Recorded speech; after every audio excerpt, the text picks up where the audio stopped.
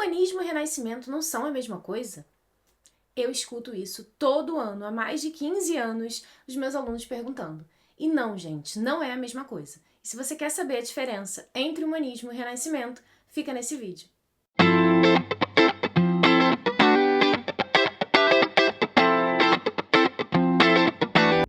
E antes da gente começar, você já aproveita, ativa aí o sininho, dá o seu like, se inscreve aqui no canal para você não perder mais nenhum vídeo, porque hoje você vai sair daqui sabendo as principais características do Renascimento, o que foi, inclusive, esse movimento, qual a diferença dele para o humanismo e muito mais. Então, vou apresentar aqui os meus slides para vocês. Inclusive, olha, vim até a caráter, porque eu sou dessas, vim aqui vestida de Renascimento para vocês, mas também trouxe aqui slides maravilhosos para que vocês entendam os principais pontos que vocês precisam saber sobre esse conteúdo, que muitas vezes ele não cai diretamente no vestibular, mas ele cai indiretamente. Então, não necessariamente vai ter lá uma obra do Renascimento para você analisar, mas o Renascimento pode estar aparecendo de outras formas para vocês. Deixa eu ver aqui. Renascimento. Tudo certo? Acho que agora estou aqui. Estou aqui no cantinho. Vamos ver se eu não atrapalho.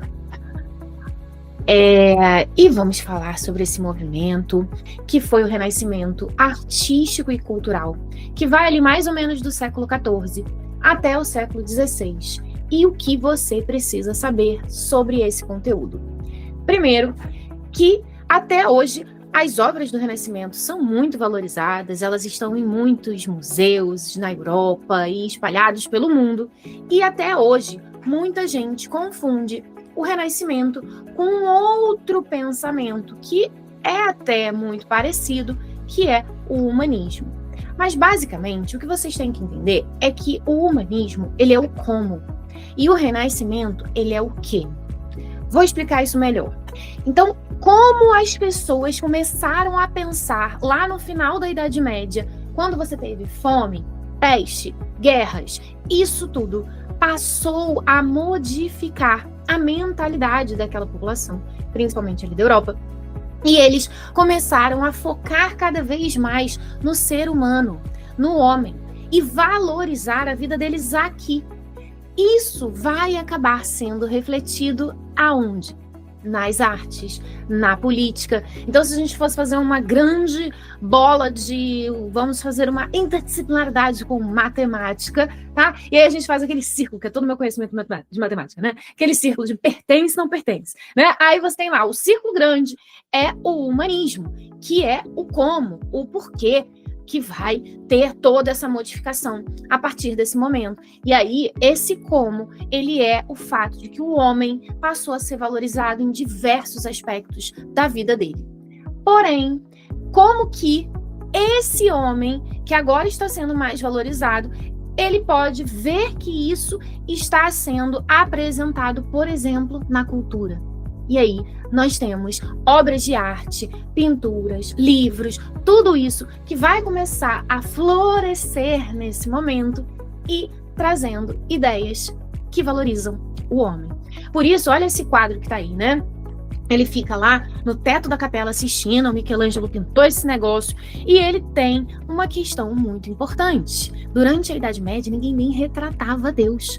Agora, não só Deus está sendo retratado lá no teto da Capela Sistina, dentro, né, de um dos lugares mais importantes que tem para o catolicismo no mundo, mas não só Deus está sendo retratado, como ele está ali, ó, desesperado, tentando encostar na mão de quem? Do homem, né? E Adão tá como? Como tá Adão? Tá meio que tipo, né? Dando a mãozinha assim, mas não tá nem se esticando, né? Enquanto Deus tá ali fazendo todo aquele esforço para conseguir encostar no Adão, Adão tá aqui, ó. Ai, Deus. Pô, gente, que é isso? Né? E isso daí já tá mostrando um pouco essa mentalidade que mudou. Essa mentalidade que antes colocava Deus no centro de tudo, que é o teocentrismo, teo de Deus, centrismo, e agora a gente tem o homem sendo colocado no centro de tudo, o antropocentrismo, tá? E aí a gente vê essas imagens, que são imagens já do Renascimento, trazendo não só homens, mas toda a variedade de conhecimentos, possibilidades, perspectivas que esses homens poderiam ter a partir desse momento, ou até mesmo resgatando algumas ideias que você tinha antigamente. O Renascimento, ele já tem esse nome, renascer. Não é o nascimento. Então, eles não estão criando algo do zero. Eles dizem que durante um período, que foi ali durante a Idade Média, as coisas ficaram meio mortas, né? E aí eles iriam, então, resgatar aqueles pensadores da época antiga, da época clássica. E aí nós temos essa escola de Atenas, em que vários pensadores, vários grandes nomes ali daquela filosofia, daquelas coisas que os gregos achavam super importantes na época clássica, estão aí apresentados. Agora, o que eu quero que vocês percebam? Essas obras do Renascimento, que eu estou mostrando para vocês, elas têm características de colocar o homem no centro, mas reparem que elas não deixam de ter também o seu teor religioso, tá? Essa obra, Pietà, por exemplo, ela traz um individualismo, né? Uma riqueza de detalhes, mas ela está trazendo um momento, inclusive, histórico e bíblico, que está ligado aí ao catolicismo, que é a morte de Jesus, com ali a mãe dele, né, carregando ele depois dele sair da cruz. Então, percebam que as referências à religião católica, ela ainda continua. Não à toa, como eu falei, esses artistas vão ser chamados para pintar lá dentro das igrejas e de vários centros desses católicos. Inclusive, não se pode tirar foto dentro da Capela Sistina. Mas eu tirei, não conta pra ninguém, tá? Eu tirei só porque os meus alunos precisam ver essas coisas e isso precisa estar aqui, né? Para vocês conseguirem entender melhor essas matérias. Agora, e essa moçoila aí que eu fiquei numa fila desgraçada também para poder tirar essa foto para mostrar para vocês? E essa moça dessa tal de Mona Lisa? Já ouviram falar? Essas obras, como a criação de Adão, a Mona Lisa, são obras muito importantes, que têm tudo a ver com aquilo que eu quero que vocês anotem aí, porque agora vocês já vão pegar papel e caneta e vão começar a anotar a definição do que é, então, esse Renascimento. O Renascimento é um período cultural, é um movimento em que você tem a expressão do humanismo nas artes e nas letras. Percebe que o humanismo, ele é maior até, se a gente for pensar assim, né, do Renascimento, porque ele é a base ideológica, basicamente, ele é a ferramenta intelectual que vai dar a esses artistas, a esses grandes intelectuais, essa expressão nova, que vai colocar o homem cada vez mais no centro de tudo. E aí a gente vê alguns antecedentes, o que aconteceu para que você tivesse esse fenômeno, esse movimento que foi o Renascimento artístico e cultural. E aí, o humanismo, ele tem que estar presente, obviamente, mas não só isso. A gente não pode esquecer que se o artista está ali pintando, está ali... Não, se vocês forem olhar a riqueza de detalhes, como que é, assim, a Capela Sistina é uma coisa gigantesca, e o Michelangelo estava lá pintando, aquele cara precisa comer, não é mesmo? Ele precisa pagar as contas dele, e aí, como é que ele vai fazer? Porque ele não pode ficar ali vivendo só de ficar pintando e não recebendo nada, né? Então quem é que vai pagar? A igreja, por exemplo, vai pagar. Nobres vão pagar. Alguns burgueses querendo mostrar ali que estão ali cheios de dinheiro vão pagar também. Isso tudo, gente, são os chamados patrocinadores de artistas. E aí, esse patrocínio de artistas durante o período do Renascimento vai ficar conhecido como mecenato. E o mecenato vai ter, como eu falei para vocês, diversos mecenas. Pode ser um membro da igreja, pode ser um membro da nobreza, pode ser um cara da burguesia, tá?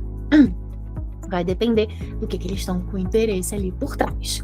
E a gente também tem que lembrar que esse é o contexto de surgimento da imprensa. Vai ser importante também para a Reforma Protestante, que vai ser outra aula nossa. Vai ser importante para que novas ideias comecem a ganhar cada vez mais força pelo continente europeu.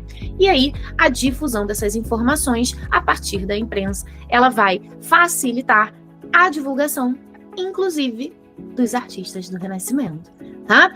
Mas ali, por exemplo, aonde surgiram as primeiras grandes obras do Renascimento, você tinha também a existência de muitos mosteiros, locais que preservavam aquelas obras até mesmo clássicas. Eu não sei se vocês já viram esse filme, que é um filme bem antigo, mas esse filme é muito bom, porque ele traz algumas reflexões que mostram mais ou menos como que a gente consegue ver ali presente o controle dos conhecimentos que era feito por parte da Igreja Católica na época medieval.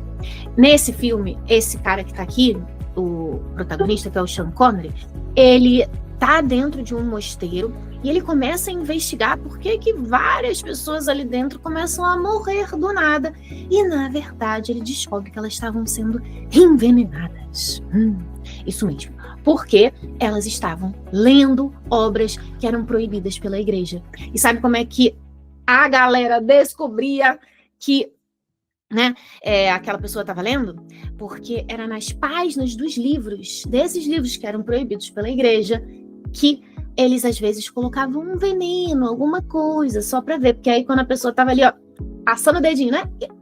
Passou mais um dedinho e passou a página, ele acabava ingerindo, né, o veneno, e muitos acabavam morrendo.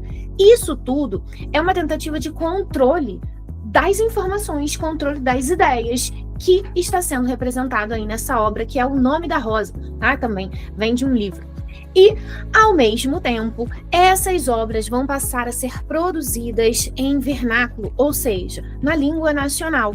E quando eu produzo algo na língua nacional, isso facilita ou dificulta que as pessoas consigam ter mais conhecimento sobre aquele assunto? Muito bem, facilita. Então, como o vernáculo está traduzindo essas obras para as línguas nacionais, mais gente vai ter acesso a esses conhecimentos. Agora, a nossa amiga Mona Lisa, assim como aquela obra que eu mostrei para vocês da Pietà, assim como quase todas as outras obras de Leonardo da Vinci, Donatello, Michelangelo, Rafael e todas as tartarugas ninjas, elas eram muito importantes porque trazem aí, não a Beyoncé, claro que gostaríamos que trouxessem magníficas e maravilhosas e rainhas também como a Beyoncé nas suas obras, mas a gente não vê muitas mulheres negras sendo representadas nesses quadros do Renascimento. Inclusive, isso vai ser uma crítica feita por Beyoncé nesse clipe que se chama Ape Shit. Então, vale muito a pena vocês perceberem o que e quem está ganhando representatividade durante esse momento aí do Renascimento. Mas o que eu quero que vocês realmente percebam é que esse movimento tem algumas características, tá? Que aqui tem um S, mas não sei se está dando para vocês verem, porque não sei se eu estou na frente, tá parecendo que eu tô, mas não sei, deixa eu ver.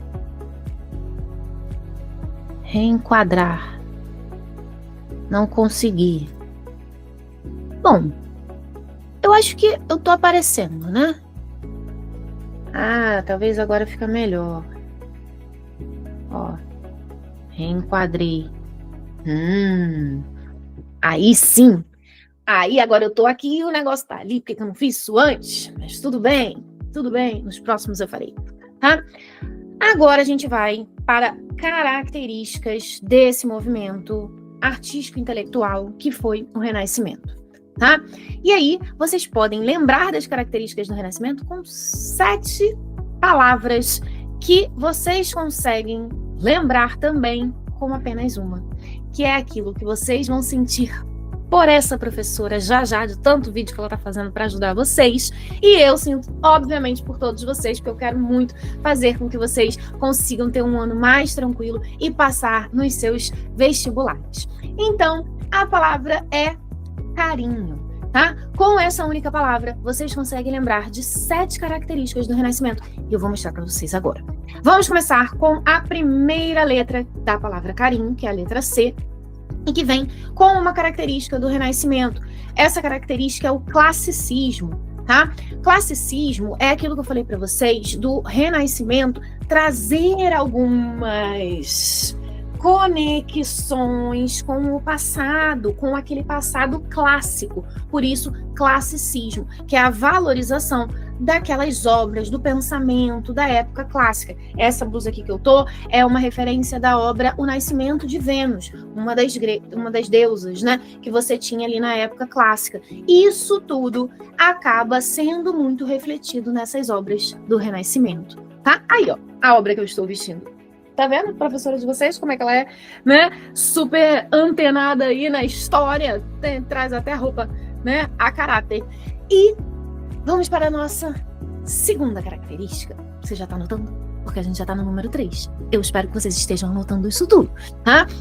A característica com a letra A é o antropocentrismo, que eu também já falei aqui para vocês, que é meio que a oposição àquele teocentrismo. Deus no centro de tudo, agora antropo, homem, no centro de tudo. O homem no centro de todas essas obras. Ah, Roberta, mas e ali na Mona Lisa? Não é um homem? É sim, a gente está falando de ser humano, tá? A gente não está falando de homem e mulher nessas coisas aí de gênero. O que a gente está falando é de ser humano como um todo. E aí, sim, a gente tem o homem no centro, um antropocentrismo até mesmo ali na imagem da Mona Lisa. E o racionalismo é a terceira letra, que faz parte da nossa palavra carinho, tá? E o R, ele traz essa razão, Roberta, razão, tá vendo? Tá vendo como é que as coisas são conectadas, né? Eu tô trazendo essa razão para a vida de vocês, para vocês estudarem, passarem no vestibular e serem muito felizes. Não necessariamente assim, né? Mas a gente sabe que essa vitória, ela é muito importante. E eu quero que todos vocês consigam entrar no vestibular de vocês usando, claro, muita razão, muito racionalismo, porque é isso que o vestibular vai querer de vocês. E também temos o individualismo, que é o quê? Não é egoísmo, hein? Cuidado para vocês não confundirem. Individualismo é assim, eu vou colocar uma característica da Roberta. Quais são as características da Roberta? Ah, ela tem um cabelo meio assim, tá? Agora tá uma cor que tá meio indefinida, né? E aí vai até tal lugar, tem os olhos pretos e tá com as unhas marrom. Enfim, você vai dando características, individualidade para cada uma das pessoas que você está querendo retratar, tá? O N é de naturalismo, que tem tudo a ver quando a gente lembra ali daquela crise do século XIV, fome, peste, guerra. Essas pessoas estão passando fome, eles estão vendo que eles também conseguem tirar da natureza a comida deles, a sobrevivência deles, e não à toa eles vão valorizar mais a natureza nas suas obras, tá? O H não é humanismo, porque a gente já viu ali que o humanismo, né, é a base disso tudo, é a base ideológica. E aqui a gente está falando de características desse renascimento, tá? Então, o H, para a gente completar aqui a nossa palavra carinho, ó, C-A-R-I-N-H, hedonismo, que é a valorização dos prazeres carnais.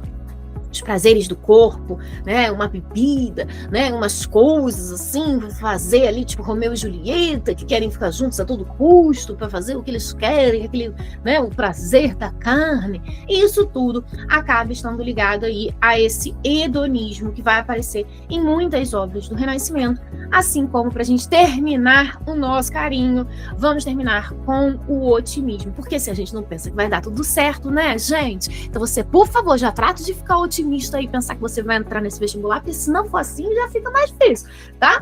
E eu não sou boba nem nada, mas também trouxe mais uma característica bônus aí para vocês, que é a proximidade com a realidade. Como eu tô tentando trazer mais reflexões, trazer um questionamento sobre essa época, fazer com que esse homem seja mais valorizado, eu acabo trazendo uma maior proximidade com a realidade nessas obras, tá?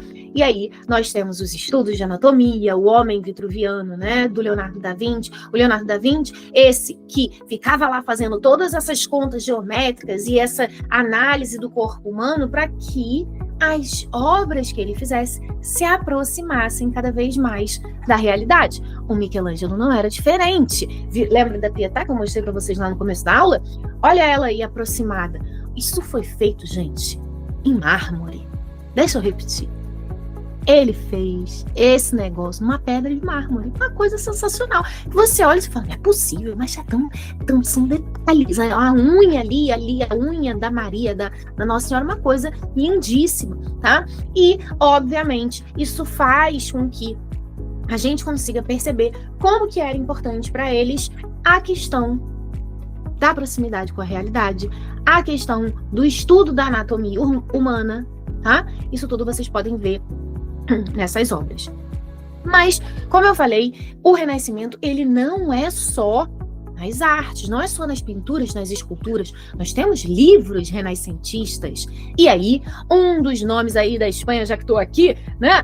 Temos esse senhor chamado Miguel de Cervantes, que vai falar sobre um cavaleiro meio atrapalhado, né? Que fazia umas besteiras, parece eu andando na rua, né? E aí, o Dom Quixote, que é esse cavaleiro atrapalhado, ele nada mais é do que uma tentativa, inclusive, do Miguel de Cervantes, de fazer ali meio que uma ironia, ou meio que gastar mesmo, sabe? Esses cavaleiros. Quem eram os cavaleiros? Os nobres do período medieval. Tá? E, portanto, isso a gente já consegue ver um reflexo, inclusive, dessa época muito importante. Mas temos aí outro importantíssimo nome desse Renascimento, que é William Shakespeare. Inclusive, já li praticamente todos os livros desse moço, eu adorava quando eu era adolescente, ficava meio viciada. E temos aí como tema da UERJ, como livro da UERJ, o livro do Hamlet, para vocês perceberem que esses livros renascentistas estão aí, né, para a gente usar e abusar, e em muitos vestibulares ainda sendo cobrados como livros obrigatórios.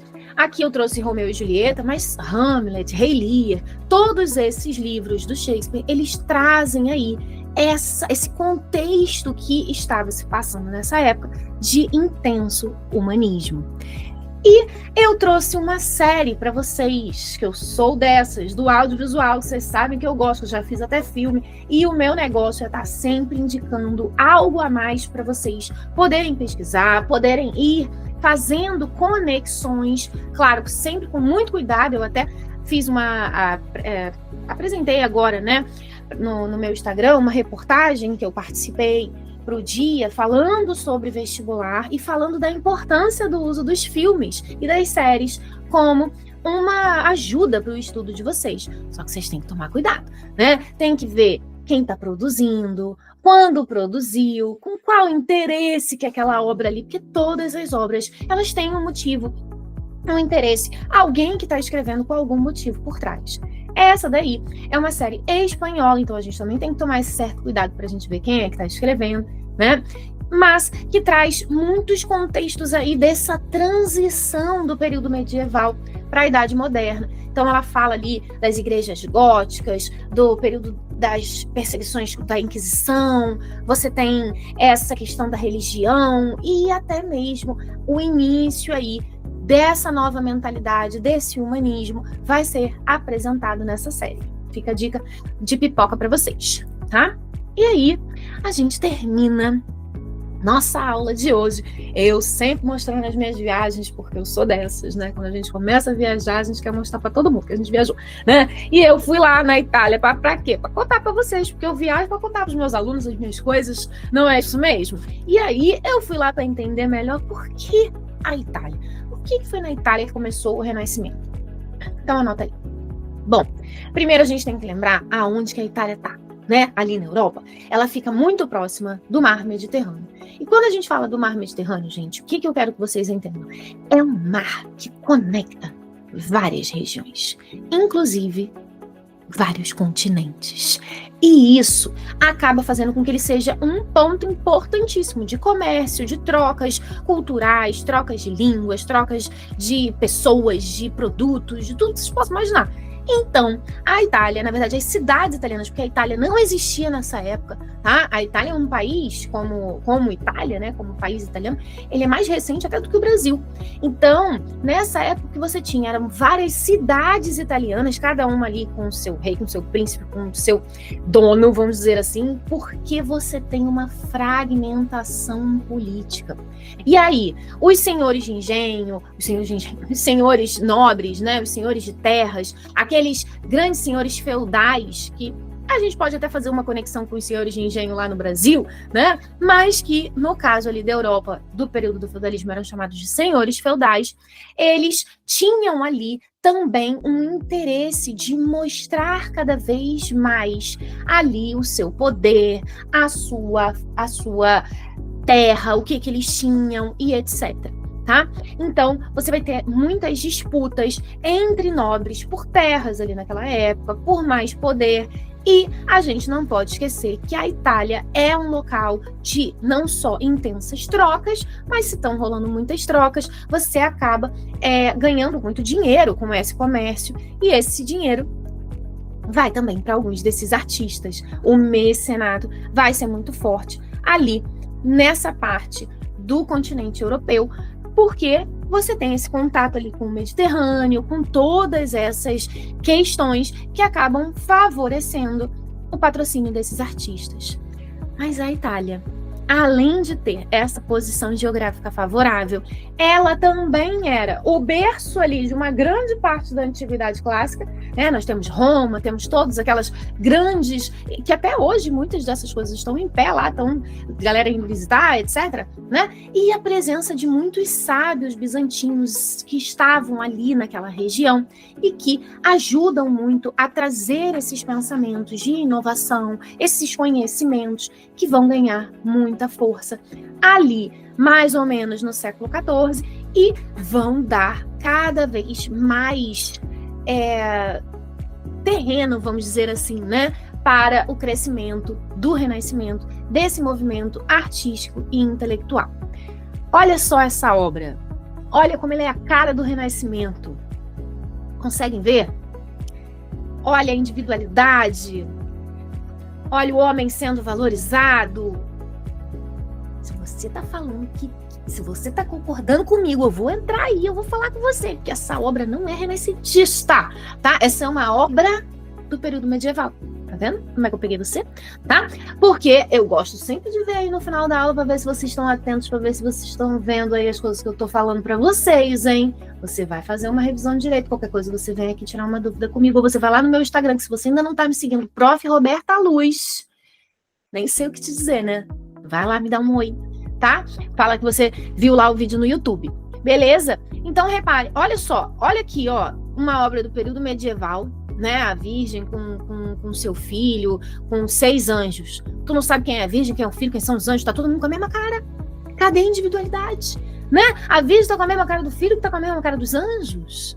E aí fica meio difícil, né? Por quê? Porque essas obras não eram pro homem. Eram para Deus, mas Deus entende, mas você não, né? Então, a gente tem que entender a diferença aí dessas obras do Renascimento para as obras do período medieval. Olha aí a do Renascimento. Né? A escola de Atenas, com vários filósofos sendo retratados, cada um com a sua individualidade. Esse aqui sem cabelo, esse aqui com cabelo, esse aqui com barba, esse aqui com muita barba, esse aqui já com menos cabelo, com menos barba. Percebe que cada um tendo ali a sua individualidade, tendo o seu momento de brilhar, não é isso mesmo? Assim como vocês terão também, depois de assistir todas essas aulas, fazer todas as suas anotações e tirar todas as dúvidas que vocês podem tirar, eu tenho certeza que a aprovação vem. Então, presta atenção, porque a ideia é que aqui vocês só comecem o estudo e eu possa dar esse empurrãozinho aí até chegar ao vestibular de vocês. Espero que vocês tenham curtido e nos vemos na próxima.